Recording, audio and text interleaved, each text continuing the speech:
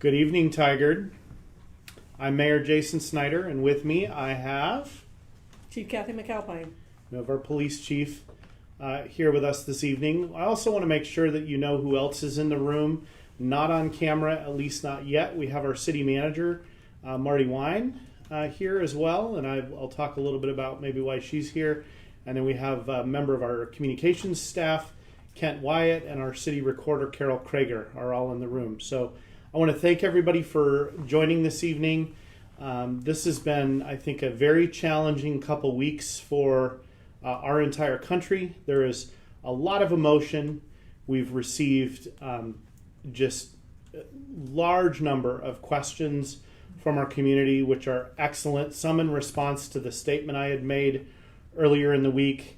I do want to reiterate a little bit about that to help center our conversation and also at least give a little bit of an overview quickly about what we have already done and what we're going to be continuing to work on.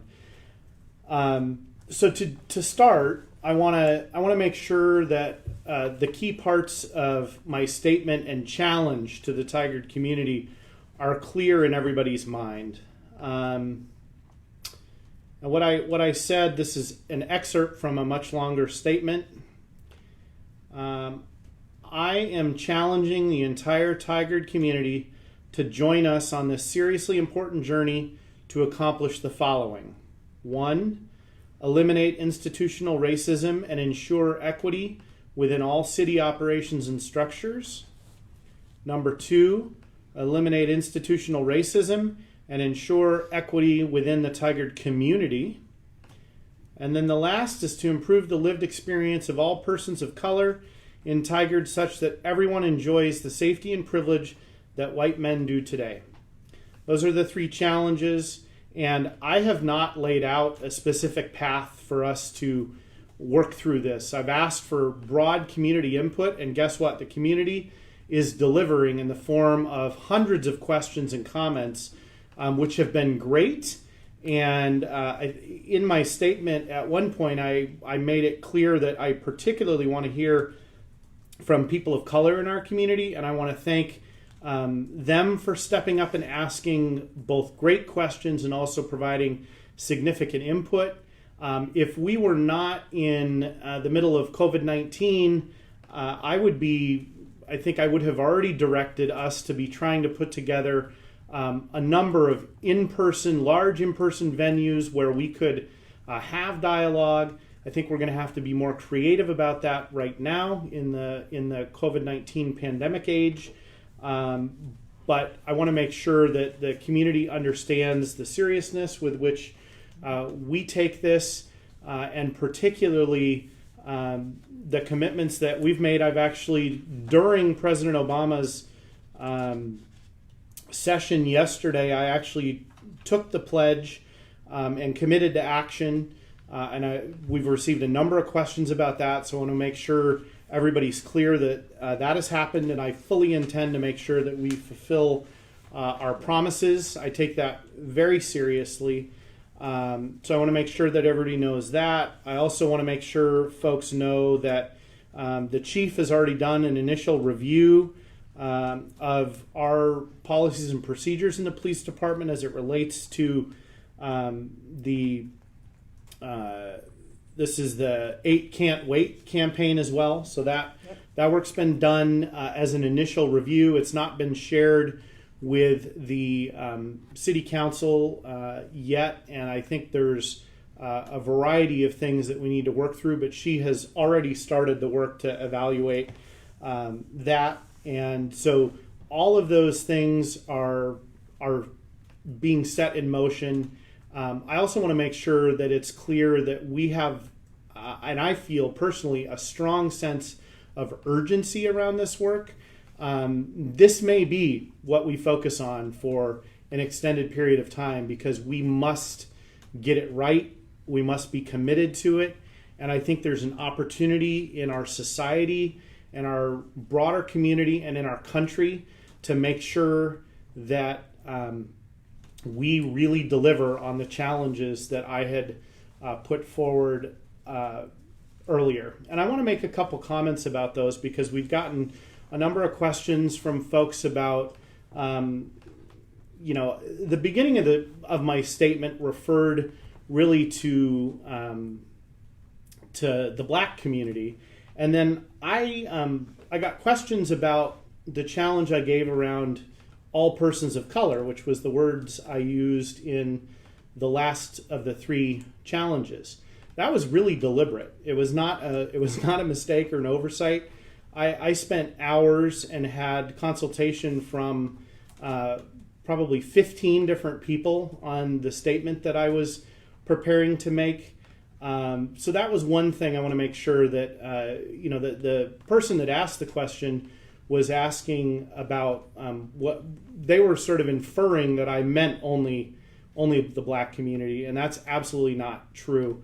So I want to make sure that's clear. And then another individual had comments about, and I think this is important to just kind of take head on and talk about why the LGBTQ community, the folks that are perhaps poor and marginalized, people with mental health, were not all specifically called out. And that was also purposeful. And I didn't start that way. I actually, in early drafts and communication, had sort of put a question mark about whether I wanted to include all of that. And ultimately, I came to the decision through both feedback from a number of members of the LGBTQ community in speaking with them.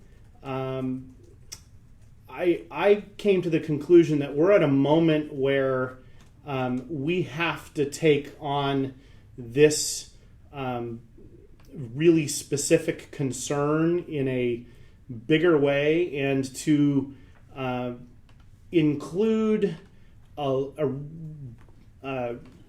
other things. It sort of doesn't address what I think is the most serious societal concern right now. And I just have to be honest, when I listen to members of the Black community talk about particularly how unsafe the world is for young Black men, I can't tolerate that.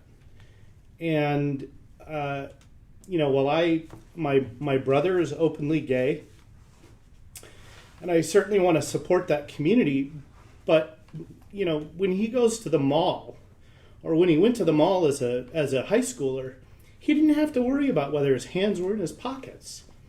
So anyway, I'm sorry I'm crying, but that's how I feel about it. And so I chose the challenge very specifically. And you can question it. I think that's fine. I even think the group that, or groups that we're going to put together to work through this,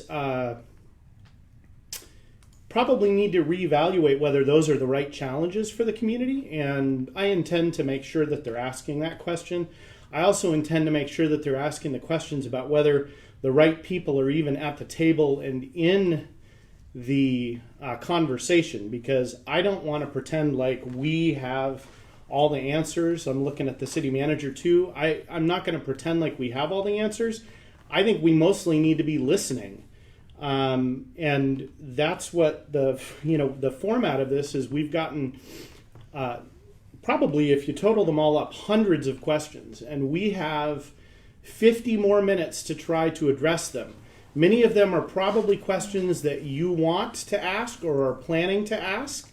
The city recorder is going to bring me some tissues. Thank you. I think this is definitely the first city event I've been crying at that I can recall.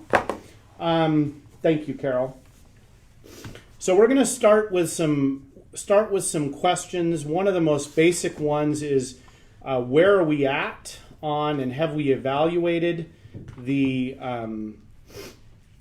8 can't wait? So Chief, would you mind starting with that? Sure, not at all. And again, thank you, Mayor, for having me here.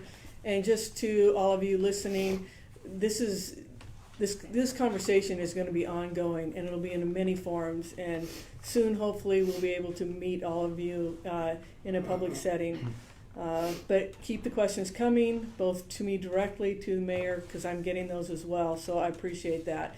Regarding the 8 for 8, and I think one of the questions was, is this going to be posted? Is this going to be shared with the community? And yes, it will. I would like to have the mayor and the councilors look at this and have me explain it in detail, because I could take a whole hour on all of these 8 points. You could probably take an hour on one of them. Right. On a very broad brush, I would say we're a 7 out of 8, and I would only say that the community would give us a 7 out of 8 because one of the components is a force continuum. And I will be explaining to the council on why that is no longer considered best practice, even though it's listed in here as an 8 for 8. So that is, again, that will be longer. But I think as I get an opportunity to explain a lot of this in detail, I'm hoping that you will be a little relieved on how well we're doing, and that we're starting not from a bottom, but from a much higher level. And this has been built in for quite a long time. This isn't just a reaction from a week ago or 2 weeks ago. This was also vetted during our accreditation process. All of these components, especially when you're talking about use of force, are delved into quite a bit with the assessors and with the Oregon Accreditation Alliance. And so I'll be happy to talk and share more in the near future. So how about one of the questions that's come up, or pieces, it's actually both a question and a comment from Minnie, is about the role of school resource officers. And I even have this feedback kind of at home too, about whether the militarization of that's some people's perspectives, the militarization of the schools. What I compare and contrast that to is the relationships that I've seen some of our school resource officers have with the community. And particularly, Officer Imus was so liked at Tigard High School that the students were desperate to keep him longer than they could. Yes, they set up his petition to keep him there after his 4 years were up. You want to comment on that? I do.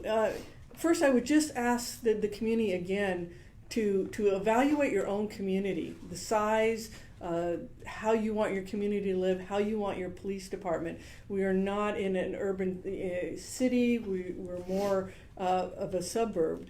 And we have a long-standing positive history with the school resource officers and the school, to the point when I had to make some budget cuts. We removed 2 officers from that program, and that was many parents, many teachers came to the budget sessions asking for them to be reinstated. We heard everybody, added that into the levy package. So for this community and for the impacts that our school resource officers have, they are positive, they're collaborative, they are not the prison to pipeline mentality. I just spoke, and I'll let him talk, so I won't disclose his name, but I had a conversation with the Black Student Union of Tigard High School. He told me the only interactions he's ever had with police is the school resource officer, and how much he appreciated the officer and the fact that he was able to connect to him, got to know him. And that's really what it's about, is to be available, to get to know the kids, to be there as a comfort. There's a lot of disclosures of what's happening in their homes. And by taking the officers out of that environment, you then become, another officer may respond to you don't get the consistency, you don't get the rapport, the trust that you develop when you're in the classroom day in and day out. So I won't speak for Dr. Sue as far as the school board, but for me, I'm hoping that they're on board. It is my intention to continue with the school resource program, and it's been nothing but well received here.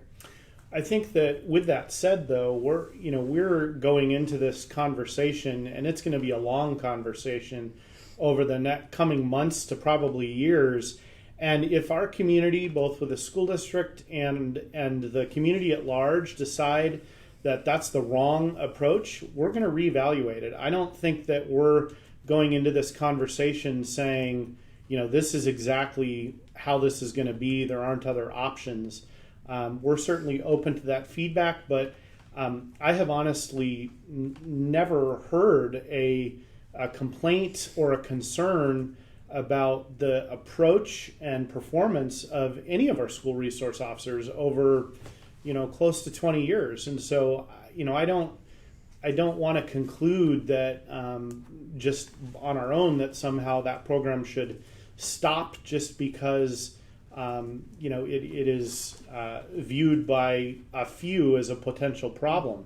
And Mayor, I would just again ask the community to evaluate everything on its own, our merits, on what's happening in Tigard, what the benefits are, the pros and cons.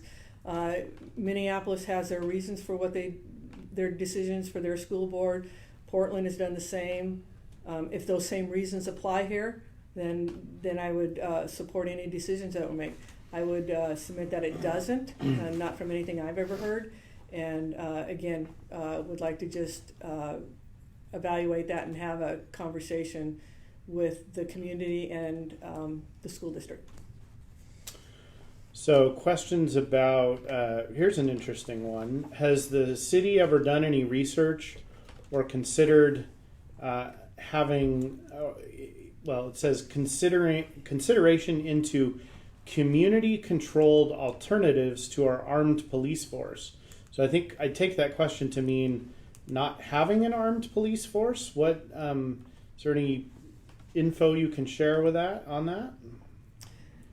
You're talking to somebody who has 34 years of law enforcement. I know. And to sit there and talk about not having basically police in the neighborhood when we have seen in Tigard alone our calls for service increase every year. There is a request and a demand. And, there are academians out there that would probably debate this more than I am. I'm here to serve. I'm here because, the community wants the police department there. We want to work together. I would rather see us work on what those issues are if we're in disagreement, as opposed to, again, going clear off the spectrum and saying that, maybe we shouldn't even have a police department. Yeah, I guess I need to give more thought to what that would look like. I think we would be the first community in the country to be completely unpoliced if that were the case, I guess. I'm not sure quite how that would work, but it's an interesting question. Another question's come up about the amount of training that officers have, which I actually think this is an interesting question, and I've asked it myself about some of my medical training. When I became an emergency medical technician, that required 150 hours of training to be working on a 911 ambulance. And what struck me about that is that the person cutting my hair had 2,000 hours of training. And you compare that, the comment that was made here, I think was about maybe an electrician or something else, but just commented on how the basic police training in Oregon, the required, at least didactic component of it is like 400 or 500 hours, correct? Right, and they've had to expand over the years to keep adding to that curriculum. Specific breakout sessions diving deeper into how do you handle people that appear to have mental illness, how do you defuse or de-escalate a situation. So the demands have made them pretty much add more to the curriculum.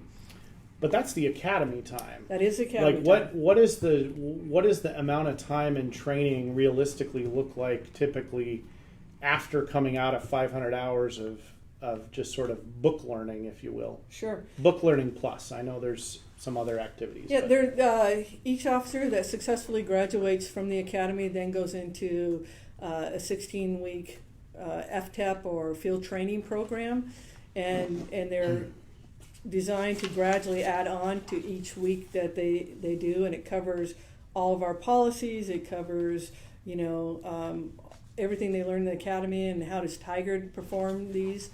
And then it gets to a point where they're then shadowed by their coach for a week, for 4 weeks in plain clothes to make sure that they're ready to go out on their own. And then the rest of it is continuous training. Now there's annual required training that is mandated for a certification, and then all of the other types of training that we can add on to that as we can allow officers to get take them off the street and get that training. With the technology, we do a lot of online training. The city is invested in a very robust online that covers not just policing, but they have a lot of policing components along with some other cultural competency type things, and so there's a lot of avenues and hours that we get that you have to keep your certification, and we have to keep relevant on what's happening out there.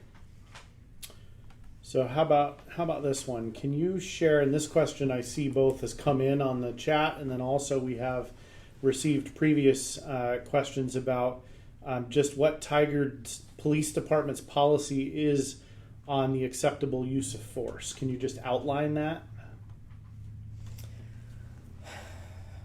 Well, our use of force section, you can see on the camera, is that thick in and of itself.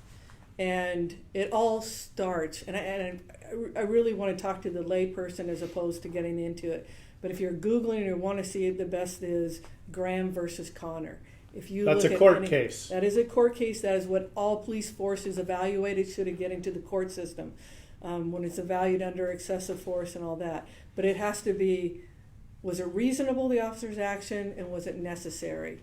And that's reasonable and necessary. Reasonable and necessary. And so all of our components in the use of force for any type of tool, tactics, anything we do, at the end of the day, was it reasonable, the officer's action, based on what was happening at the moment in time, and was it necessary? And they have to be able to articulate that. Would you also talk about how I believe it's extremely infrequent that we have a use of force incident? Would you mind talking just about the frequency? I know you've got some statistics on that. I do. We do an annual, every use of force is reviewed and looked at all the way through to myself. And it's categorized, we track it, and we do a report, annual report. And we'll focus on the last 2 years, 2018 and 19. So our calls for service are going up, 42,000. That's both calls for service and self-initiated.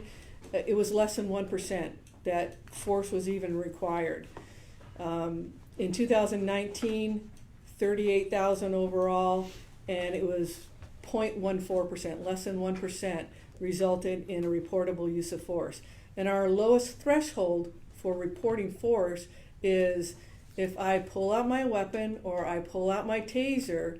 If I'm at the low ready, it's not a report. But as soon as I point it at an individual, that is a mandatory report of force. So that's what goes in that. So you're talking about 57 in 2018, 55 in 2019. And what about putting hands on somebody? Or, I mean, that's pretty common when you're arresting someone, but what about taking them to the ground or all reported force. Okay. Yes. All right. Simply handcuffing a compliant person is not. Right. But anything, like if they start resisting or anything like that, then that's... Yes. Okay, so here's another one for you, Chief. Does the Tigard Police Department screen existing staff and new applicants to determine if they are affiliated with white supremacists and Boogaloo extremist groups? I'm not familiar with that one, but at least not by name. Maybe you are. But do we do that? And if membership is or express affiliation with a racist or militant group, does that grounds for termination? Great question.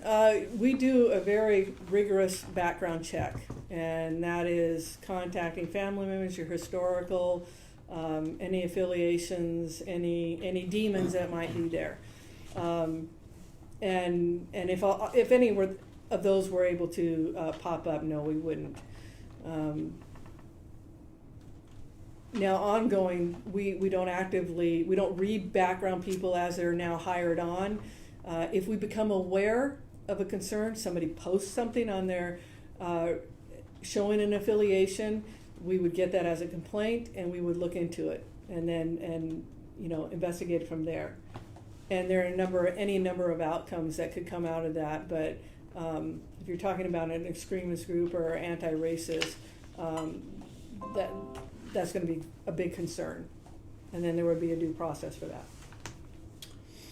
So we've had some questions about, and I know we kind of touched on this a little bit earlier, but there's more specific questions about how many of the 8 do we think we meet? And I've heard your answer once already, not online, but I'll state it now, was somewhere between, well, you think it might be 8, but others may argue right. It's more like 7. And some will say 6, but... some might say 6, okay. 7 because I'm acknowledging we don't have a force continuum. But I'm saying I think there's reasons for that. The others, I'll just put out there because I think it's especially given what we're dealing with, is some who have reviewed our policies will say, you don't say you can't choke somebody out, or you don't. We removed our basically the carotid artery hold. That was in there as a force option, and when I got here and reviewed that, we took that out. So it's out of the policy. But it's not prohibited. We don't train it. It's not there, and it doesn't specifically call it because there are many options that may be out there when an officer's life is in peril, and you're in a fight for your life, whether that's if I have to choke somebody because they're choking me or whatever. So you don't put in all the possibilities when it becomes life or death, but it goes back to if the officer did it, was it reasonable and was it necessary? Okay. Let's see. So that question's come in quite a bit. We've actually covered more than I thought we would get to. So let's go to some online questions. Kent, can you go to the top? Let's see what we've got for the first questions. Will the Chiefs 8 Can't Wait review be made available to the public? It certainly will. In fact, I think that why don't we make your preliminary review available, what you've done so far? Everyone will have to accept the fact that it's her initial look and it's not been vetted by the city council, and it'll certainly require further discussion. But I think in the age of transparency we need to be in, let's put that online with all those caveats. Are you comfortable with that? Absolutely. Okay. Let's see. John Cook. Hi, Mayor and Chief. With the cities of LA, New York, and Minneapolis cutting their police budgets, and with Portland talking about reducing theirs and removing their SROs, please comment on that, especially with the passage of Tigard's levy. We've kind of talked about, I think, parts of that. We've talked about the SRO part of that. So talking about the police budget and our levy, let's talk about that.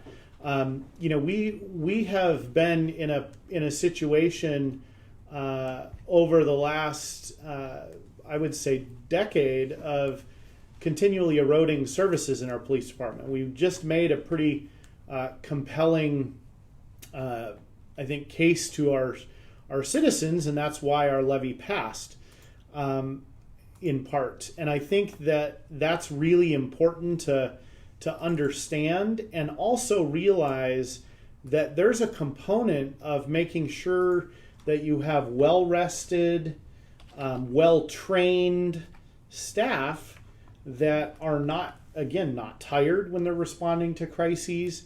The other big thing that was in the levy, and I think is super important, and we've gotten a number of questions on, is the de-escalation and advanced crisis intervention training, which frankly could contribute to even avoiding more use of force situations.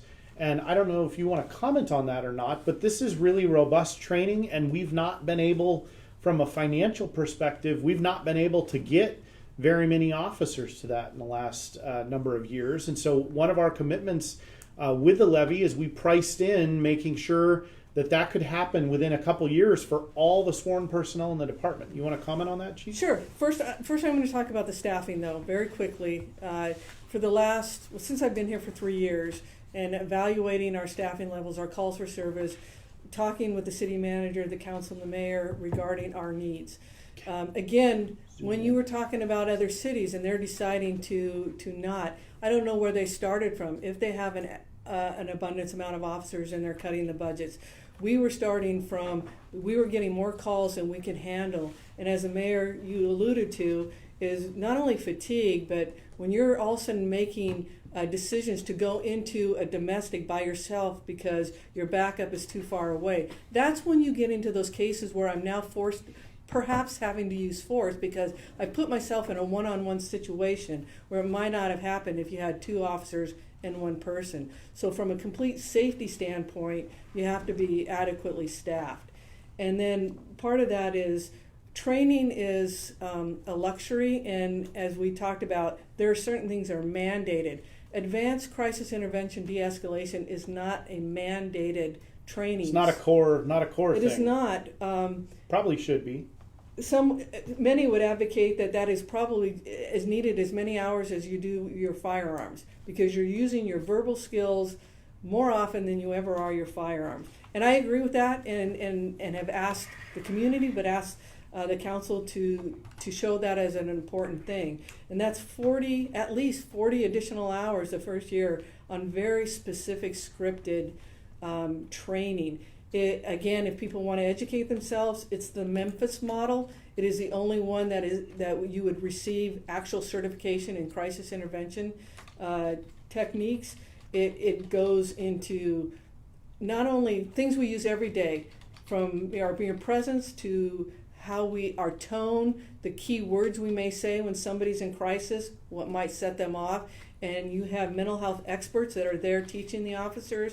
And so to be able to afford to unplug, take an officer off the street for a week and be able to send him to this training and probably have to backfill is critical. And that is probably one of the biggest things we got out of this levy, is being able to start sending officers. We were only able to send 7 in the last 5 years, mostly due to our staffing constraints. Yeah. So James said, I just want to say, as a person of color and resident, I really appreciate you and the entire staff, including the police chief, for building awareness and being transparent. We understand this is both uncomfortable and hard to navigate, but you're on the right track. Well, that's good. I feel like we're at the beginning of not just a marathon, but an Iron Person. I don't even want to say Iron Man, an Iron Person competition. Okay. It's a marathon. Well, I think it's longer than that. So Brian says, can you share? Oh, we covered that one. How many of the 8? We'll get that online and we discussed that. Justine, in addition to Brian's question, I would like to hear about how you plan to communicate these changes to the public. Well, I think one of the much broader question to me, and that we need to have serious community dialogue about, is how do we deliver on the 3 challenges that I've made to our community?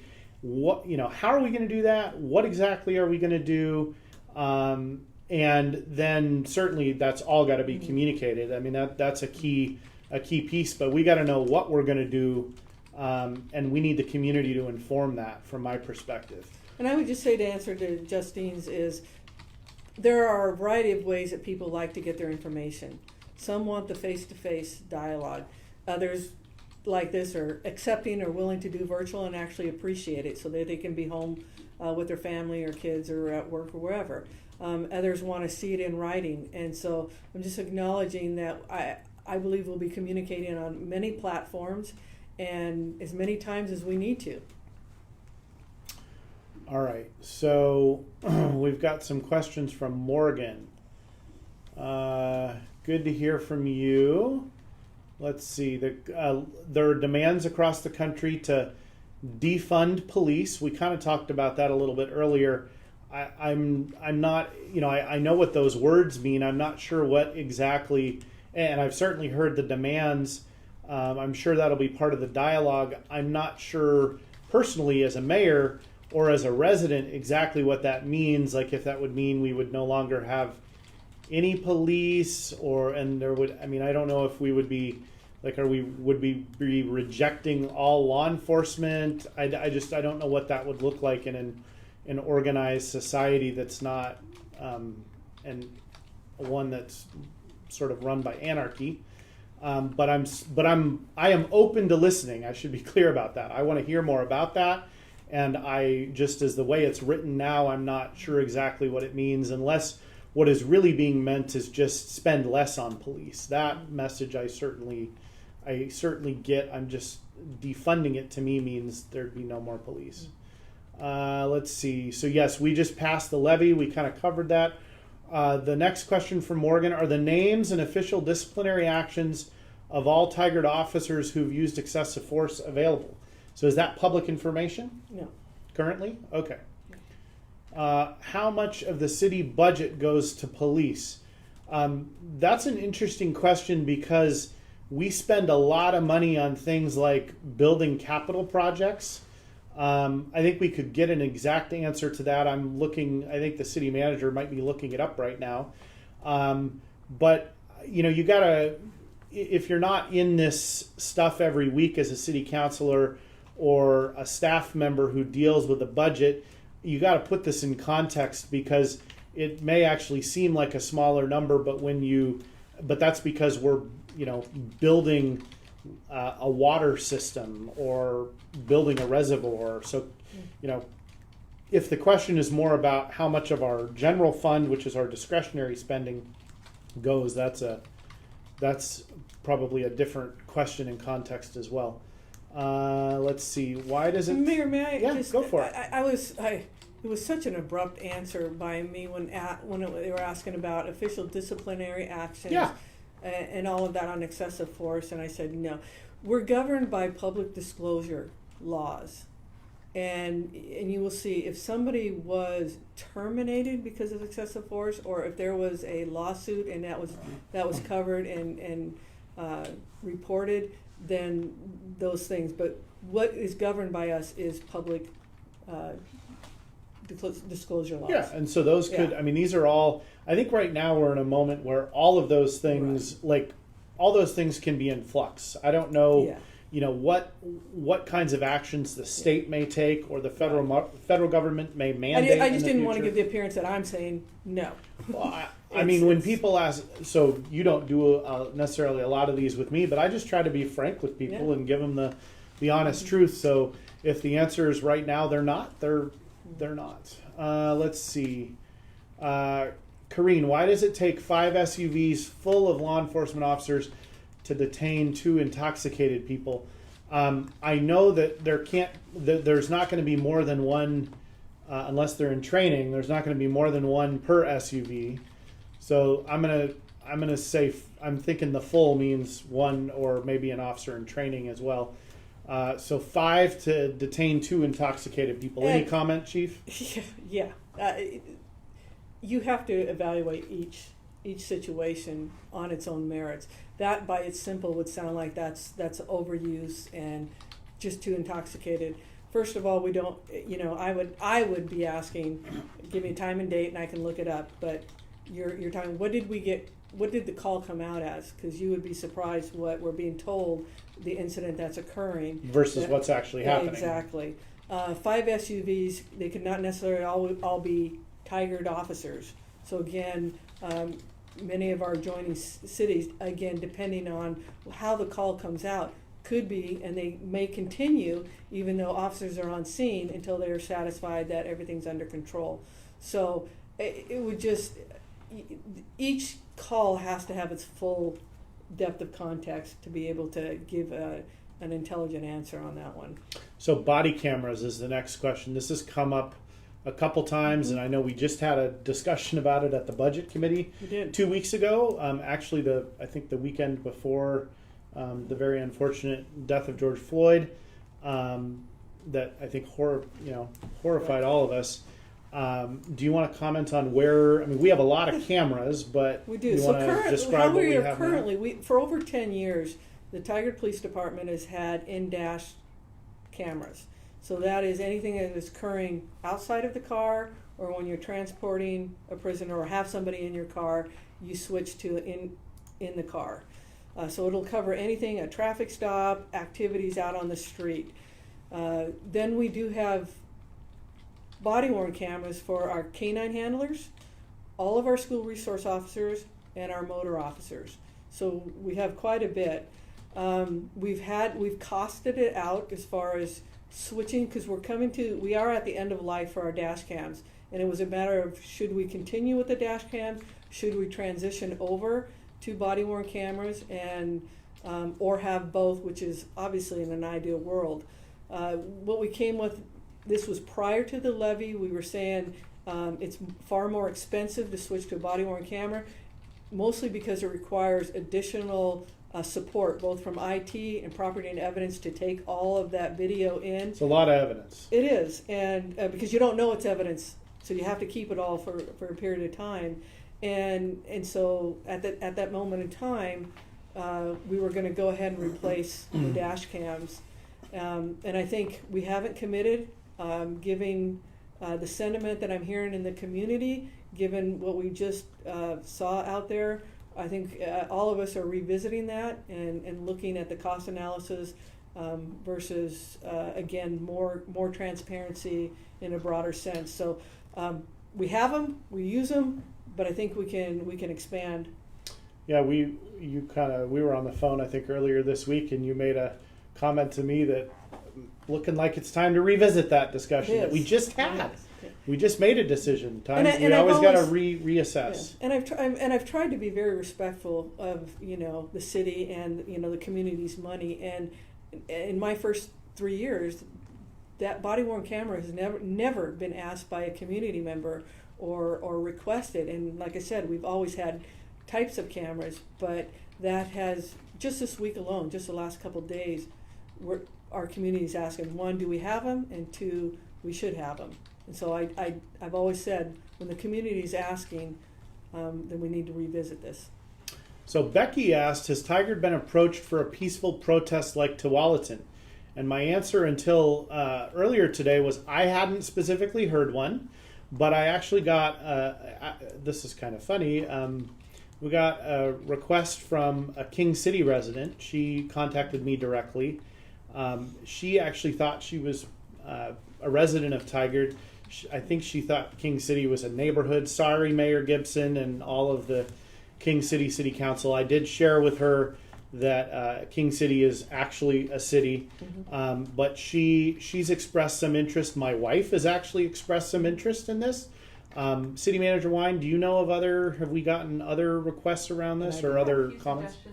Okay. A few suggestions about vigil and or a vigil, either a vigil or some sort of activity. I think one of the things we were trying to figure out is at least in the Tualatin example, there was a group of folks that were organizing that who were not from this. I mean, they were not city staff or a city planned event. The city was really involved. The city of Tualatin was involved, and they did a fabulous job of protecting the protesters. And I think we would welcome that activity. I am happy to announce that has been. Great, Chief. It is. I had a conversation again with the school district's Black Student Union. Okay. Their new presidents coming in, both from Tigard High School and Tualatin, and along with their diversity equity coordinators, and asked they would like to have one. Excellent. And so I was having a dialogue. That makes me very happy. I said, as a city, we would support it, and of course with the police department, I asked if I may march with them, and was welcomed. We're just trying to come up with the logistics of where's the best route. And so mark your calendars. It may be, they'd love to be June 16th or June 12th, but this was just a conversation today. So everybody's kind of working on that now to see about the logistics. They intend to. So it's in the works. They intend to reach out to the mayor and the council for not only support but to join. And so it's in the early stages of planning. But yes, I believe it will happen. I think we should hook this resident of King City up with them to help with the planning. She was very motivated and interested. So, okay, let's move on to some other questions. Does the Tigard Police Department and the chief review and weed out officers with an extreme amount of complaints against them? So maybe talk about I know you can't talk about an individual situation, but what does that look like for? I mean, I know from my time as a reserve, there were some officers that either didn't complete probation, or I think some that I can think of one that I can think of that might have been terminated while they were off probation. So can you kind of speak to what that looks like?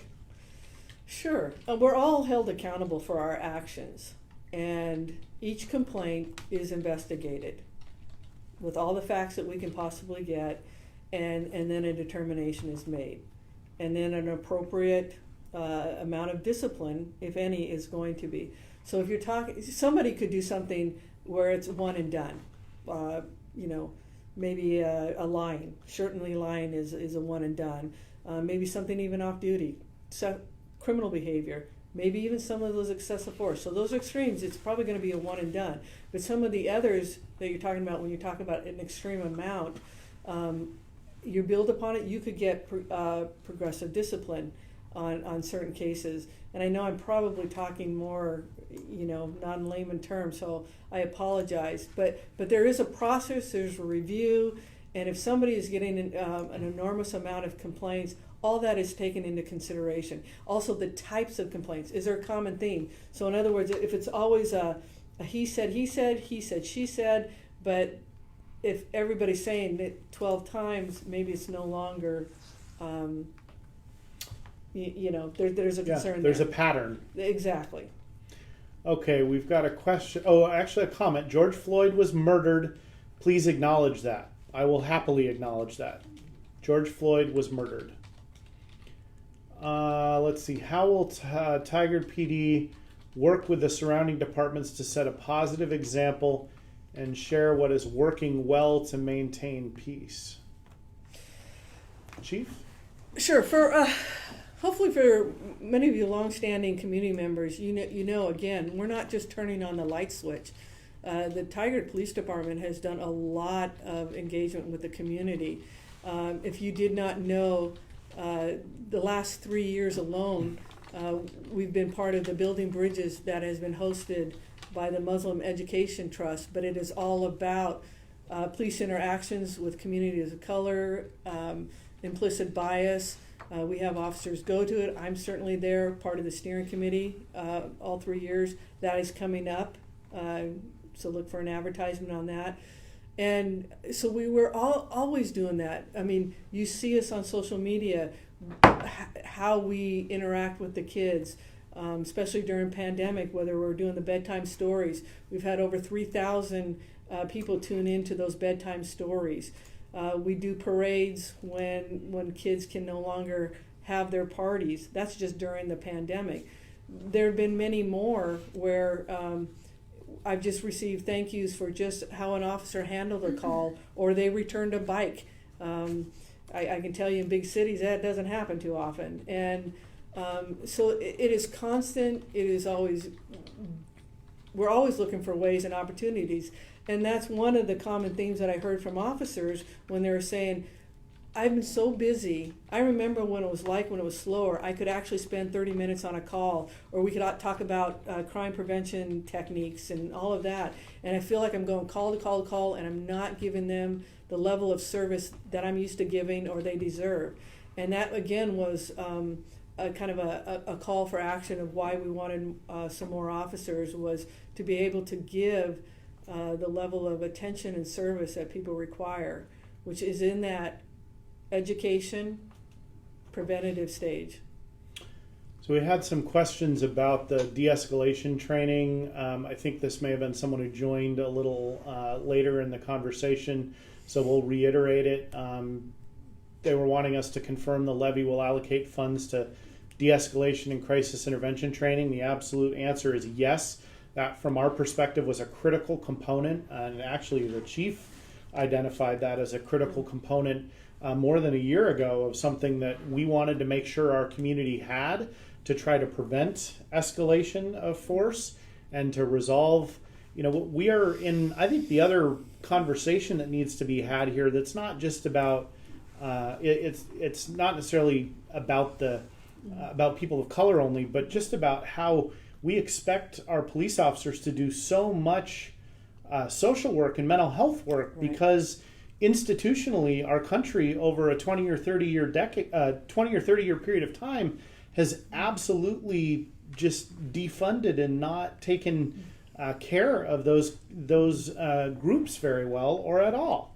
I don't know if you want to comment on that, well, but you're absolutely right, and we've seen it in Tigard alone when we talk about. I report out to the council monthly on what we call those mental health calls. We don't diagnose. I don't claim to.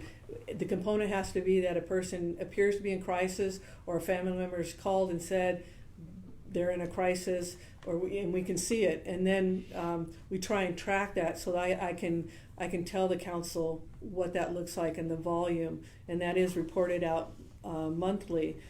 But going back to the de-escalation, the training is advanced for people in crisis, very special military, our vets in PTSD, those who have bipolar or other issues. We're doing advanced.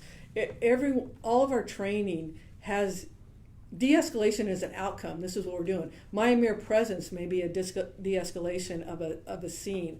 My tone of voice, what I say, could resolve everything. So all of our training, whether it's firearms, defensive tactics, our tasers, all have these verbal components, these de-escalation techniques that we're looking for. But the crisis intervention, is we're actually adding and advancing our knowledge. Let's see. Kelsey's asking about how we can ensure officers can report actions by their fellow officers, and I want to kind of add to that question about whether or not an officer right now, and I'm asking this partly because this has been an issue or a topic in both aviation and in healthcare, is allowing people to anonymously report concerns, and that's been an effective way of making sure that people feel more comfortable reporting something that they think is really dangerous, but maybe didn't lead to a death or something serious this time, but it might next time. Do we have any program that would allow an officer to anonymously report? You could, but quite frankly, and it's part of the 8 Can't Wait is a reporting mechanism. Speaking specifically on excessive use of force or misconduct, we have 2 areas in our policy. One directly under use of force that says you will intercede. You will not let it happen. So it requires. So it's not, it'd be nice if you did. You are required. If you did not, your job's on the line. And then under our code of conduct, it says and reiterates again, you are required to intercede. You are required to notify. So we take the onus off the officer and say you are mandated to have to do this. If there were concerns that for some reason weren't in this lower level and maybe it was a minor, there would be anonymous. But basically by policy up front, if you see any policy violations or excessive force, you are mandated to report it, but if it's happening in front of you, you are mandated to intervene. Exactly. Okay. So Brett is asking what technique. I'm going to start with this one, so you can take a minute to think about it. What technique was used to murder George Floyd? Does Tigard use that technique? So I'm gonna give my own 2 cents, having been a reserve officer for a while. I was never taught that technique. There's certainly at the time I was trained, which sounds like training's different now, which is not surprising. There was some training about using and I think this is I'm going to speak about this from a medical standpoint too. The choking out process that was taught. I don't know. It sounds like it's not taught in Oregon anymore, or it's not. Is it taught? The carotid hold is it's by department. Okay. We have removed it. Okay. So that, interestingly enough, it sounds like the word choking would sound like it causes or that it stops someone from breathing or prevents them from breathing. That's actually not what causes them to become under control. You actually cause a temporary increase in pressure in their brain by preventing certain flow of blood in certain ways. And so that's the technique, and it happens very fast. I'll just be honest, in the police academy I went to 2 decades ago, some of the teachers were actually demonstrating actual choking out during the training, and it has nothing to do with your airway. So and there's a very specific technique to do it. That is not what I saw being done on the ground there.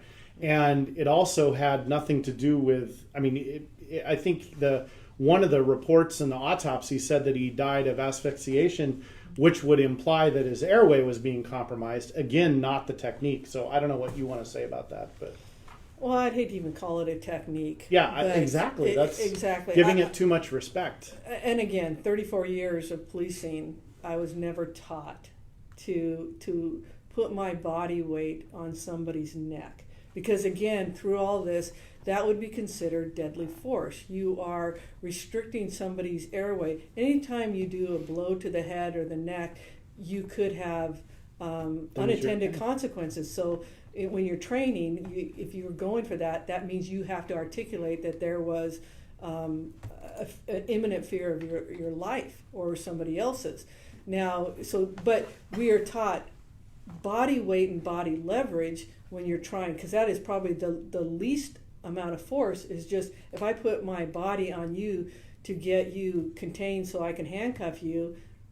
Like on your back or your bum. Exactly. Or something Usually it's like on your body mass.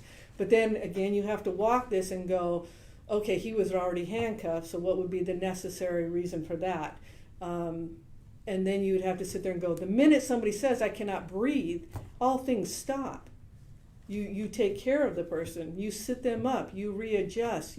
That becomes your priority when somebody's saying I can't breathe, let alone if they say it multiple times. That's why it shocks the conscience. That's why you will see police chiefs. We say we need all the facts. We have to look at this. I may not know all the facts. This is why you have so many denouncing it so quickly, because there's nobody who can fathom why this is okay, why this doesn't make sense. Action was done. So we've only got a couple minutes left. I want to hit these two questions. How will we be listening to the community? I'll take that one. David asked that question. It's a great question.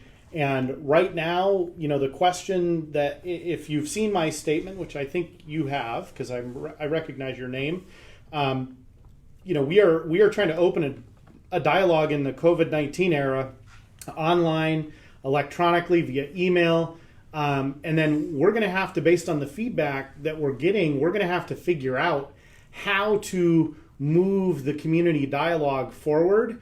Again, if we were not in a pandemic state, I think it'd be easier and more clear on how to do that, but we have to do it nevertheless, and we can't slow down just because of a pandemic. So, David, we don't have all the answers, but we are going to continue listening. We're going to continue learning.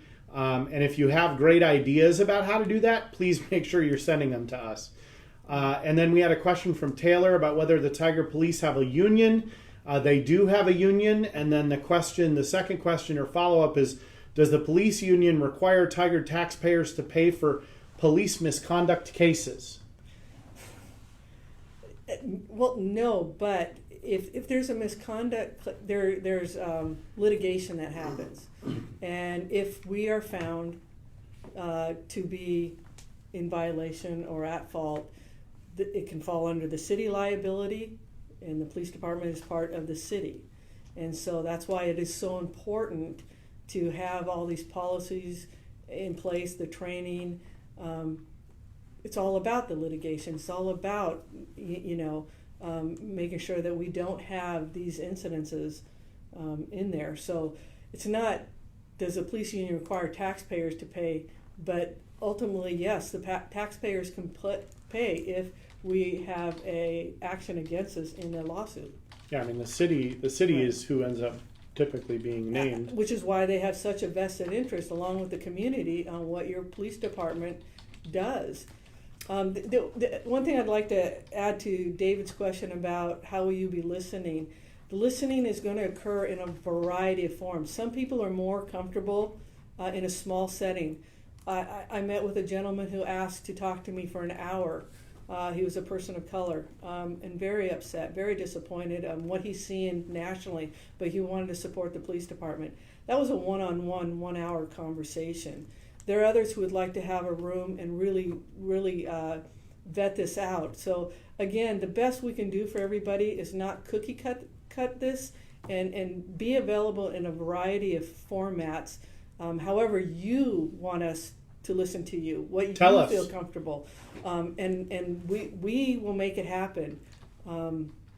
So I want to remind everybody that's listening that our next council listening session is scheduled for June 18th. I think we're going to need to reevaluate whether we need to have a session Between now and then, the event on June 18th, or the next listening session that was scheduled, is scheduled at 6:30 p.m. Again, I would not be surprised if we schedule another session for next week that maybe you and I would continue. I think that's probably warranted given the feedback and information that we're getting, and we want to remain open to both listening and answering questions for our community. So thank you, Tigard. July Appreciate 1st, everything. I have a chat with the chief also. July 1st? July 1st. You may need another one of those before then, yes. too. And again, don't wait till those times. You are emailing us, we're getting them. You are calling, you are coming by and asking. Keep that coming. We will be here for you. Good night, Tigard.